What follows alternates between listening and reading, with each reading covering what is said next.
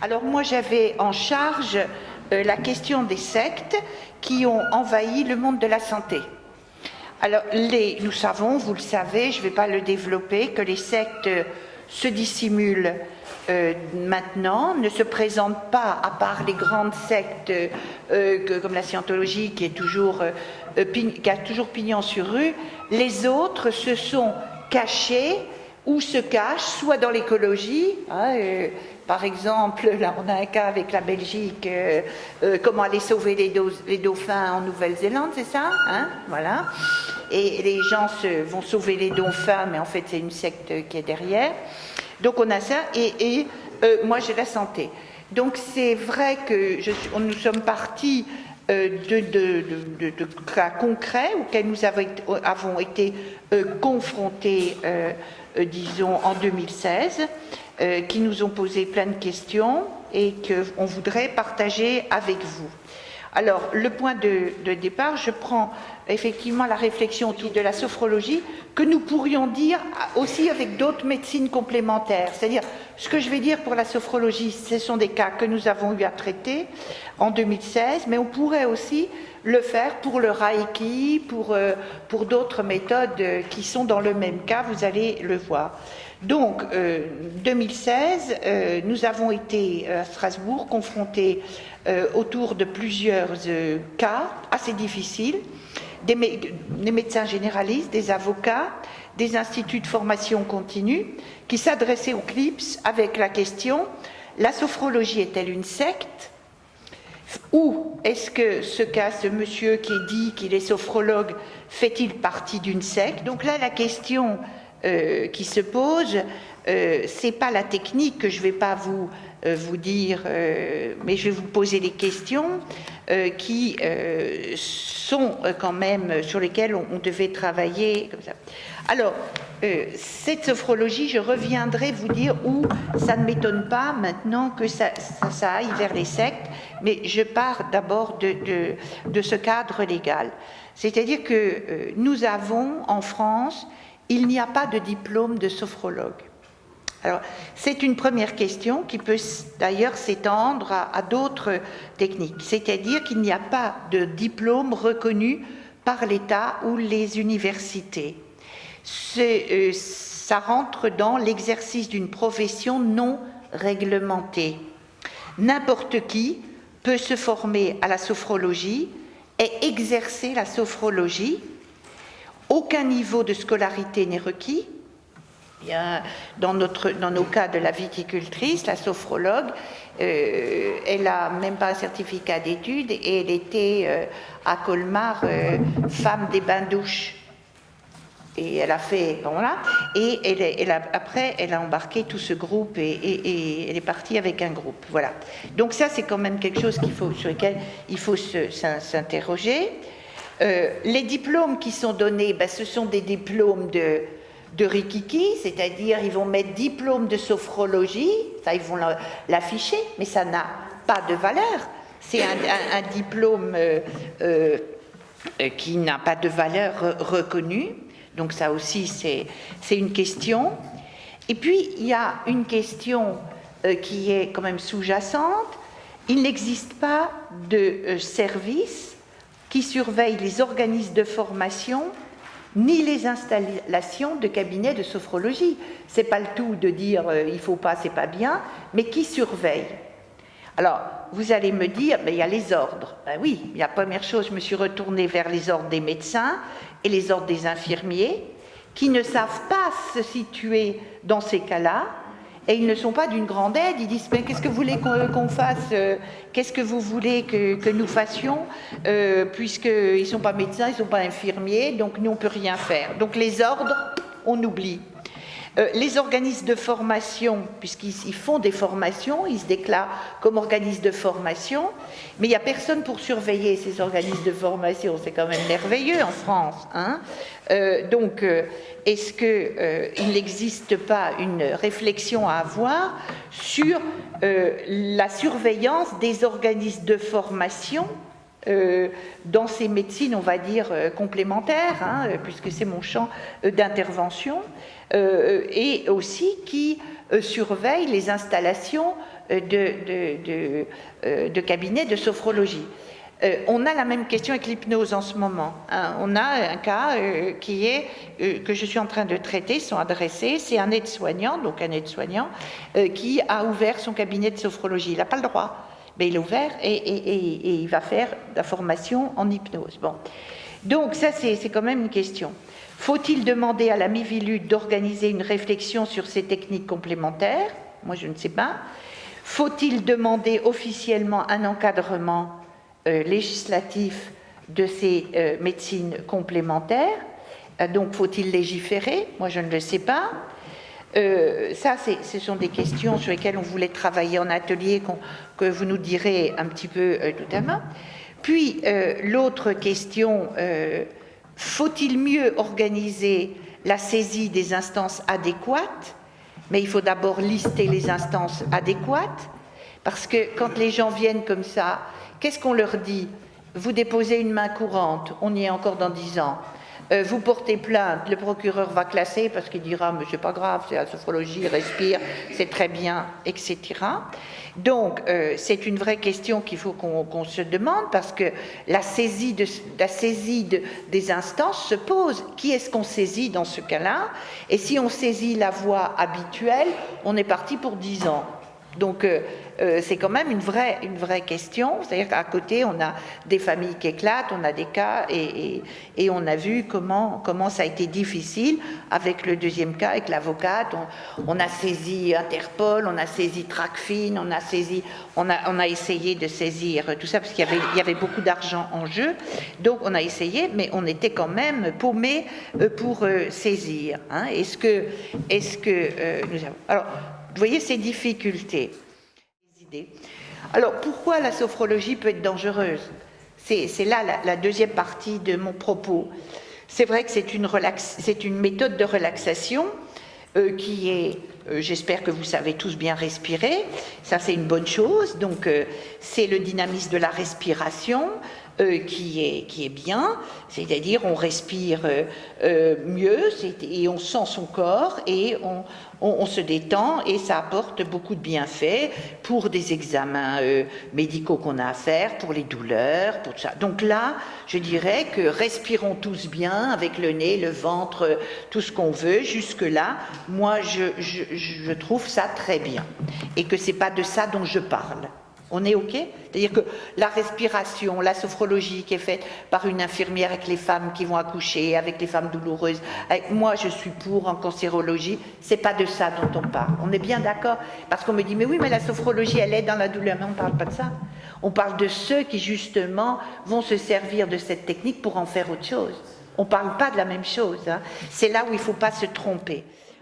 Donc je crois qu'on ne peut pas mettre en cause Caicedo, le fondateur de la sophrologie, parce qu'il a un parcours qui est comme ça. Donc, où est-ce qu'on commence à se poser des questions? C'est que il y a dans cette respiration que l'on peut faire totalement, je dirais, de façon normale dans l'hôpital, etc., il y a aussi, quand on va en profondeur, une modification de conscience. Donc ça, pourquoi est-ce que je vous dis que j'ai rien contre les gens qui ont des certificats d'études et tout ça, mais je veux dire que les psys, et je ne défends pas tous les psys, mais les psys, nous sommes quand même encadrés par, disons, le décret Accoyer, que personne ne connaît. Il faut savoir qu'on a un décret qui dit que ceux qui sont autorisés à aller modifier l'état de conscience d'une personne, je répète, ceux qui sont habilités à aller changer l'état de conscience du cerveau d'une personne sont les psychothérapeutes, donc psychiatres et psychologues cliniciens, pas les autres. Hein, c'est comme ceux qui sont, je fais une petite parenthèse pour que vous compreniez, en France, nous déléguons à certaines parties du monde médical l'autorisation d'avoir accès à l'intérieur du corps des malades. Les aides-soignants n'ont pas accès à l'intérieur du corps des malades. Les infirmiers ont accès et les médecins ont accès. Donc c'est quand même très très important, puisque et là pour les médecines complémentaires, ça se joue pas intérieur du corps, extérieur du corps, ça se joue sur qui est habilité à modifier l'état de conscience d'un patient. C'est pareil pour l'hypnose, hein, c'est-à-dire qui. Et ça, on a un décret qui nous cadre. Je ne veux pas dire que tous les psys font bien, mais hein, on laisse cette question-là. Donc, c'est quand même important de savoir que la sophrologie, comme l'hypnose, comme le reiki, entraîne une modification d'état de conscience qui met la personne dans un état que nous appelons semi-éveillé. Ça veut dire que la personne est quand même sous le contrôle de la personne qui donne les consignes. Je l'illustre. Avec mes étudiants psychiatres que je forme à la fac, je les fais mettre comme ça et je leur dis, alors, on a toute une technique, baisser la voix, le rythme, etc. Et puis, je leur dis, alors faites-ci, respirez, rentrez l'air, et d'un seul coup, je dis, levez le bras droit. Ils lèvent tous le bras droit. Je tape et je dis, qu'est-ce que vous venez de faire? Vous êtes laissé manipuler. C'est-à-dire qu'on peut leur faire ouvrez la fenêtre, sautez, ils sautent. Vous voyez?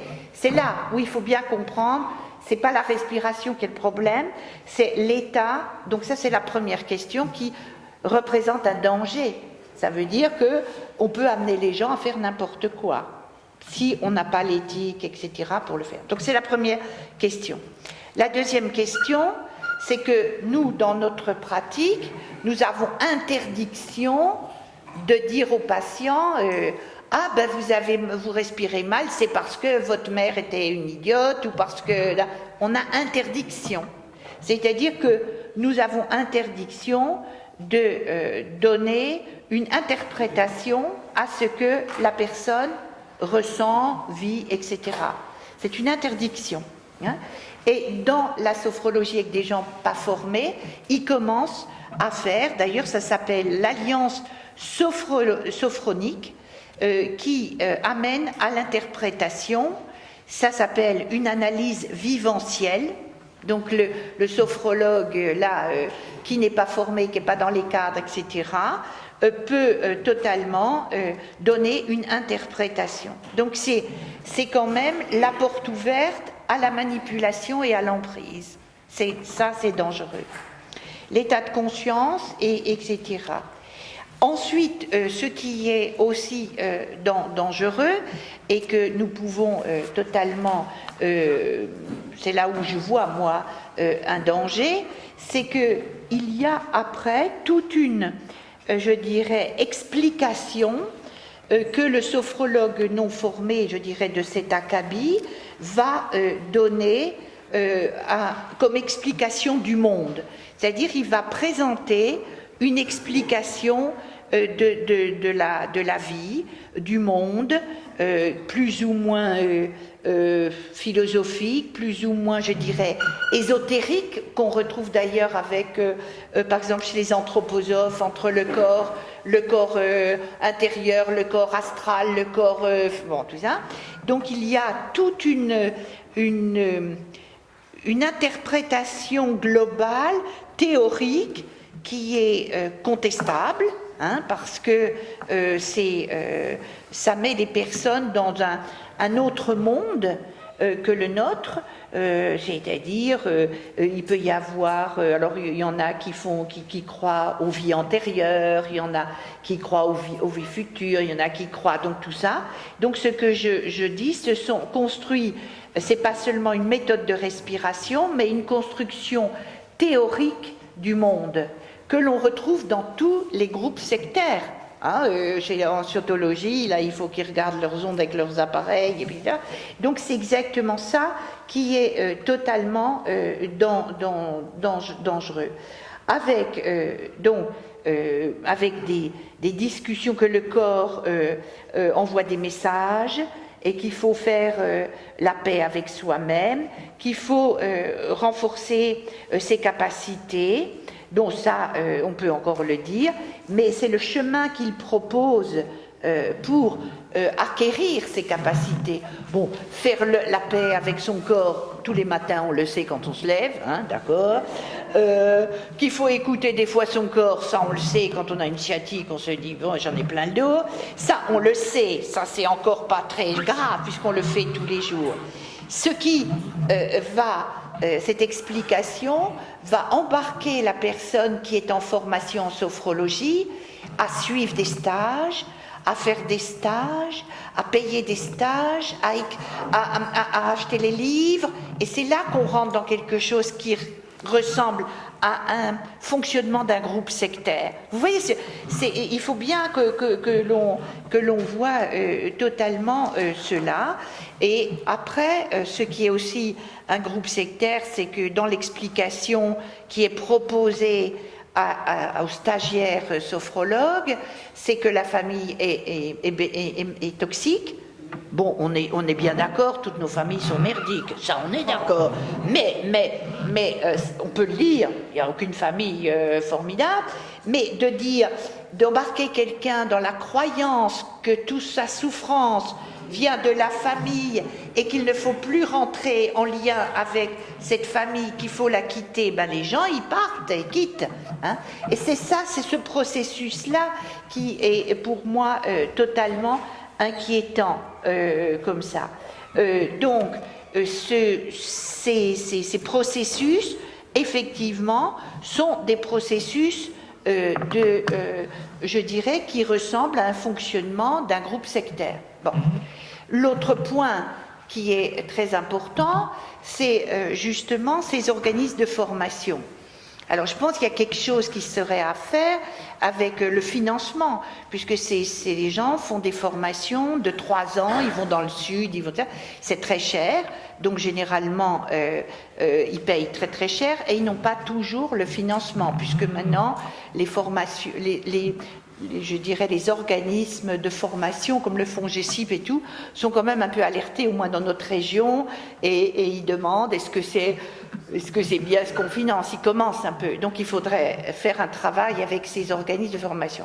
Donc après avec l'argent, ben, on a tout le système. Dans tous les cas que j'ai donnés en introduction, il y avait des problèmes d'argent énormes, soit ils sont partis avec tous les sous de la famille et ceux qui restent n'ont plus que leurs yeux pour pleurer, ou alors il a fallu faire intervenir le pôle financier de Tracfin pour voir comment celui qui était en Bretagne, par exemple, il a vendu la maison sans demander à sa femme, il a pris les sous, il est parti, il l'a racheté, il l'a revendu, enfin bon, et la pauvre femme n'avait plus un centime pour payer même pas une pension alimentaire pour ses gosses. Donc il y a aussi, on retrouve le système de donner l'argent aux groupes de formation, parce que si c'est seulement un petit groupe comme chez les Tibétains où j'ai appris plein de choses chez les Tibétains, tu payes 10 € l'année, bon, tu vas faire tes brom-brom et tes respires avec ton ventre, oui, puis après tu pars, il n'y a pas d'explication, il n'y a rien, et ils ne te demandent rien, tu ne payes pas un chèque. Donc ces organismes, dès qu'il y a, il faut payer la formation, il faut payer tout ce qui va avec la formation, les tapis, on a vu dans celui qui était en Bretagne, et à payer des tapis, il fallait payer aux formateurs les tapis, presque le café et l'eau, bon, et puis il fallait donner des sous par mois, 1/10, une espèce de quote-part. Je ne dis pas que tous ceux qui font de la sophrologie ont un fonctionnement de secte, mais c'est la porte ouverte à ce fonctionnement. C'est là où je pense qu'il faudrait que nous réfléchissions et que nous réfléchissions très très bien. Voilà les éléments. Alors c'est dans ce flou que je viens de vous décrire que des personnalités particulières, que je ne vais pas nommer, c'est-à-dire qu'on pourrait dire la graine de gourou, la graine de tous ces gens qui sont pervers, nous on dit pervers narcissiques, omnipotents, enfin tous ceux qui ont cette tendance à avoir un pouvoir sur les autres. Je mets personnalité particulière. Et donc c'est dans ce flou que je viens de décrire que ces personnalités et que ces groupes dérivants s'engouffrent. Que ce soit pour eux-mêmes, une recherche de mieux-être, ils en ont le droit, Ce qui est contestable de mon point de vue, c'est qu'ils entraînent contre argent des personnes vulnérables. Ça, c'est ça qui est pour moi compliqué. Qu'ils veuillent respirer pendant un week-end dans les Vosges comme ça, moi, ça ne me gêne pas du tout. Mais c'est tout le système que j'ai essayé de décrire. Voilà, grosso modo, voilà ce que j'ai voulu vous dire.